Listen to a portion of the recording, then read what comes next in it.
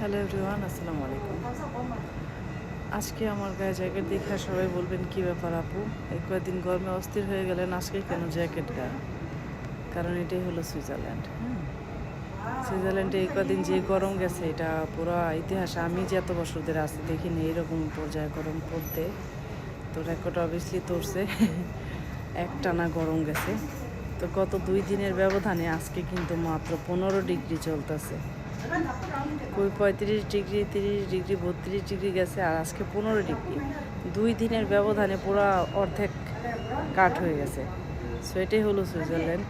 এখানে নর্মালি গরমের যে দিনগুলা, সেই দিনগুলোতে normally 15 degree, 20 degree, 22 degree, 25 degree, 26 degree পর্যন্ত থাকছে দেখছি। ভবিষ্যৎ 2-1 দিন হয়তো 28-29 ডিগ্রি গেছে, কিন্তু 30 ডিগ্রি, 35 ডিগ্রি এরকম আমি আর দেখি নাই। সো এটা খুবই টাফ ওদের জন্যও ছিল, আর আমরা যারা এখানে আছি আমরাও এখানে শীতের দেশে থাকতে থাকতে অভ্যস্ত হয়ে গেছি। ট্রেন চলে আসছে, বাকি কথা পরে বলি, ঠিক আছে? তো এই যে পিছনে দেখেন এই লেকটা পুরো খালি, আজকে কোনো সুইমিংয়ে মানুষ নেই। আর এই কদিন কিন্তু পুরো ফুল ছিল, ভর্তি ছিল, কারণ এরকম গরম ওরা অ্যাডজাস্ট করতে পারে না, মানে সহ্য করতে পারে না, আমরাই পারি না।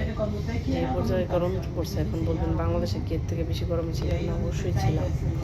বাট একটা মানুষ যখন যেই দেশে থাকে সেই দেশে তার সাথে কিন্তু অ্যাডজাস্টমেন্ট করে ফেলে, ঠিক আছে? সো এটা হচ্ছে শীতের দেশ। আমি বাংলাদেশে থাকতেও গরম পছন্দ করতাম না, শীত আমার কাছে খুব ভালো লাগতো। আর এখানে এসে তো পুরাই শান্তি, একদম সারা বছরই শীত, বেশিরভাগই গরমের সময় 2-1 দিন থাকতো।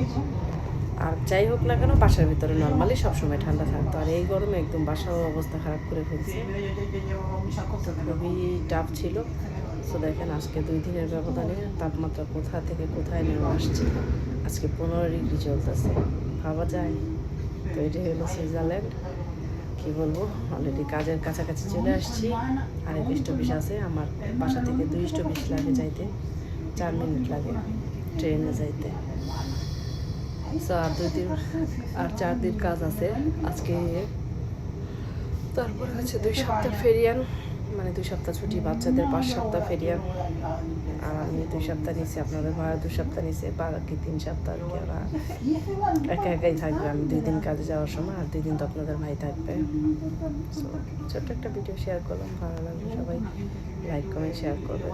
ভালো থাকেন, আল্লাহ হাফিজ, আসসালামু আলাইকুম।